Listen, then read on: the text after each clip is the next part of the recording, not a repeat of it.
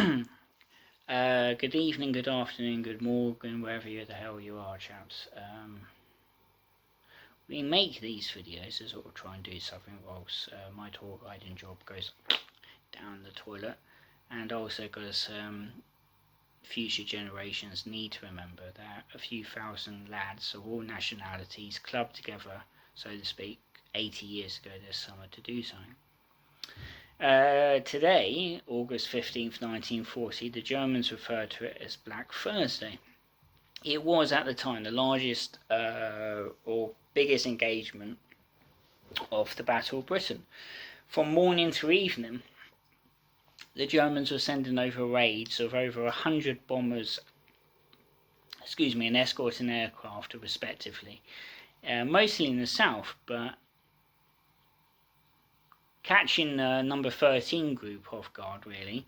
The Germans, Luftwaffe 5, I believe it was, came over from Norway around about just before midday with about 100 aircraft, Heinkel's 109s, and so on and so forth, thinking that the RAF would be mostly focused in the south.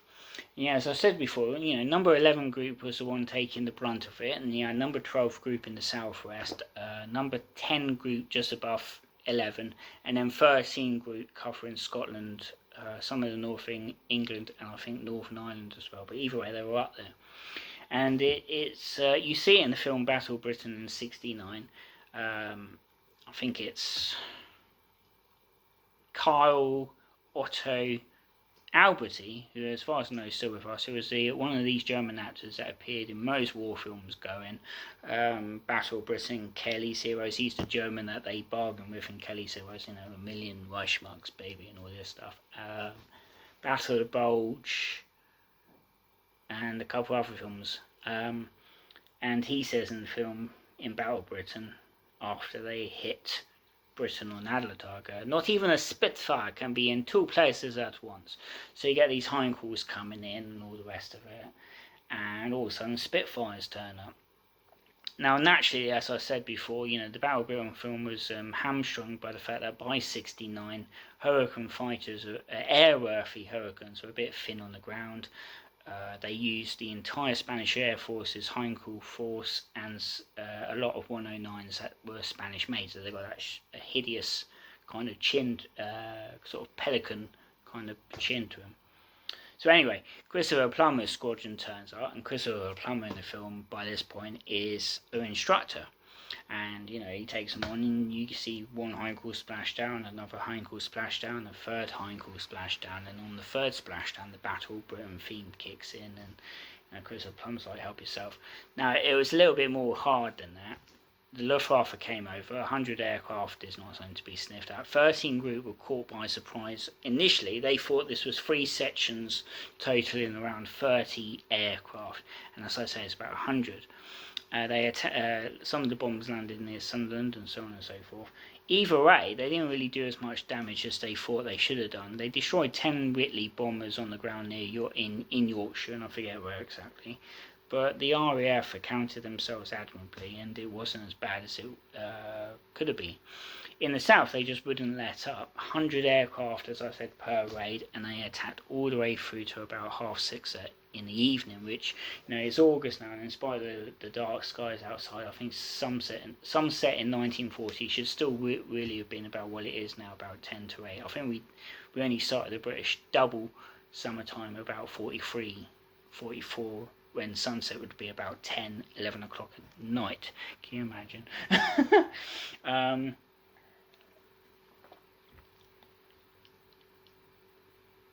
In spite of the fact that the Germans were relentless and they destroyed various things and many casualties were incurred, the Germans came off worse. They lost 76 aircraft for the loss of around about 128 airmen, and as I keep saying in every video, they're flying over largely bombers with multiple crew, and they are losing fighters, but of course they're losing bombers, hence the 76. The British lost about, I think it was about 15 or so aircraft today, and half that in men.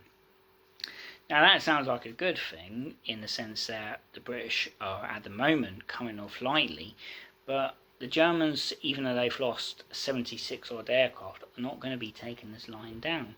It's only August 15th Hitler has, and the German High Commander vaguely set an invasion date of no later than the 15th of September. So there's still time to go. Now, reading the novel Piece of Cake, as I've done probably 6 or maybe more times, the characters sit around in late August 40, maybe early September 40, theorising about German invasion. And the intelligence officer says, if this keeps up, we will have no air defences left. The Germans, throughout the Second World War, there are many what-ifs relating to the Germans, that if Hitler had been aware of them, he would have kicked himself in the teeth, probably, because, you know, by the time September the 6th, 1940 rolls around, fighter command's not necessarily on its knees, but it's against the ropes, and if it keeps on another few days, it will disintegrate, at least in the south of England, and things will have to be brought back north of London and sort of doubled into 12 and 13 groups. As it is, September 7th rolls around and the Germans bomb London and keep on bombing London and leave the airfields alone. Fighter command breathes a sigh of relief and comes on thick and strong and recovers and all the rest of it. Hitler will never have another chance to defeat Britain after September the 6th, 1940. And indeed, you know, as I said, there are many things in the war that he could have won the war with, but thankfully for us, he didn't. So at the moment, August 15th for us, you know, as this time of night, 10 past 6, there's more Germans coming over, bombers, Stukas, well, Stukas are bombers, but 109s, 110s, and they're not letting up. And that's the thing. You know, pilots on average maybe 2 or 3 sorties a day, but with the Battle of Britain they're going out 5 times, double that a day. And indeed at this time of night, when the raiders come over towards the Isle of Wight, the fighters are largely on the ground, refueling and rearming. So Keith Park has to rearrange fighters from the eastern sector and bring them in to counter these chaps. And it's kind of like what you see in Battle of Britain, the film, as I say. Now, the choice of Battle of Britain, the film, is that it has to condense everything into 2 hours running time. So you get Dunkirk, you get Adlertag, you get everything. And if anything it does kind of well, I think it's maybe the scenes for Adlertag. Is that, you know, the Germans have come over, they're bombing the shit out of the airfields like Hawkinge, Manston, Biggin Hill and the rest. And Robert Shaw's squadron, he's loosely based on the South African pilot Sailor Malan. I say loosely, it's quite close. He's in the dispersal hut or whatever, and the phone goes and the chap goes, "Squadron scramble, sir." And Robert Shaw goes, "Don't be wet, we've only just landed." And then you see,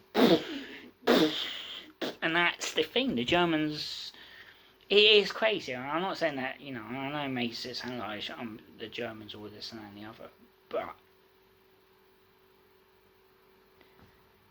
they didn't seem to know what the left hand was doing. You know, they knock RAF Fighter Commander on the teeth relentlessly, and Fighter Command, like a drunk, is tittering on its heels and is going to fall over at some point. But then, as I've said just a moment ago, they go off and attack London. So there doesn't seem to be any, I think Hitler had a very 2D thinking about the war. It was all round dandy going, well, we're going to do this, we're going to do that to Russia. It probably didn't help that he went into World War II not really expecting or hoping or wanting to take on Britain. The British Empire was his kind of loose model of what he wanted to do in the East. I think he seemed to think he could have ran Russia like Britain ran India.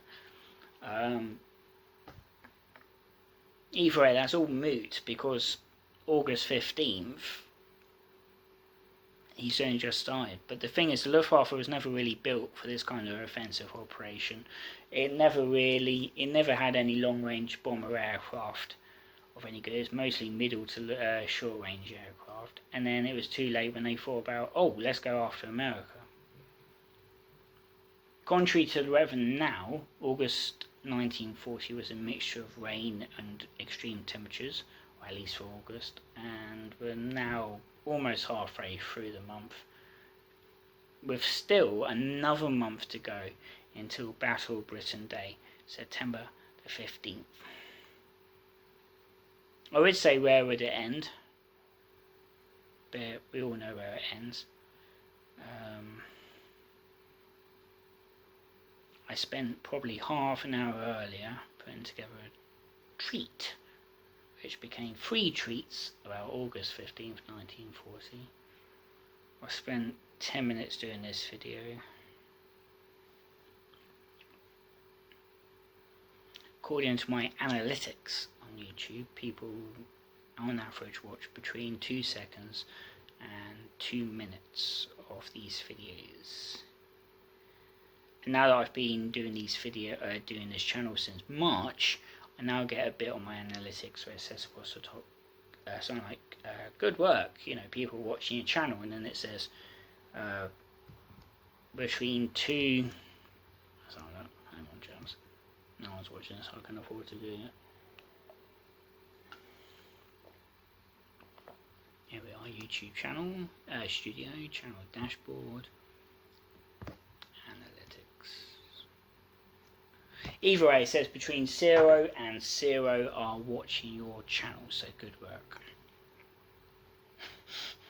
Anyway, that's August 15th. I think we've got the hardest day to go on the 18th. We've got many other things going on.